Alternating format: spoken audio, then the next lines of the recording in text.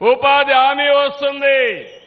మా ఆడబిడ్డలు డాక్రా సంఘాలకు హామీ ఇస్తున్నా.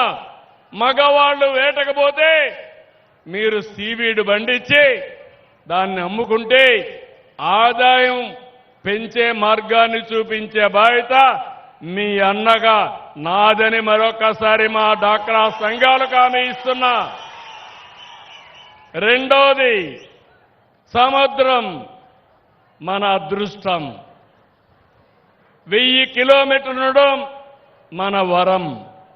ఇక్కడ గాని సక్రమంగా ఉపయోగించుకుంటే ఇక్కడ పనిచేసే మత్స్యకారుల పిల్లలు జీవితాలు బంగారు భవిష్యత్తు అవుతాయి.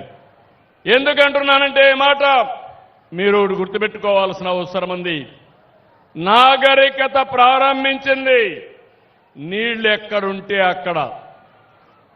ఆ రోజు కృష్ణా జిల్లా ఉంది, విజయవాడ పైకొచ్చింది, ఇక్కడ సోమశిల వచ్చింది, నెల్లూరు జిల్లా పైకొచ్చింది, గోదావరి వచ్చింది, రాజమండ్రి గోదావరి జిల్లాలు పైకొచ్చాయి. ఇప్పుడు నేను ఆలోచించేది ఈ సముద్ర తీరాన్నంతా ఉపయోగించుకుని మా మత్స్యకారుల జీవితాల్లో వెలుగు నింపే బాధ్యత నేను తీసుకుంటానని మీ అందరికీ హామీ ఇస్తున్నా. సముద్రం లేకపోయే చొరవ, సాహసం. రెండోది, మీకుండే మెలకువలు. నన్ను సముద్రం లేకపోతే పోలేను. నువ్వు సముద్రంలో పోతే ఏ అల వచ్చినా ఎంత స్పీడ్గా వచ్చినా దాన్ని సమర్థవంతంగా ఎట్లా ఎదుర్కోవాలో నీ పుట్టుకతో వచ్చిన విద్య, నీ పెద్దలు నేర్పించిన విద్య.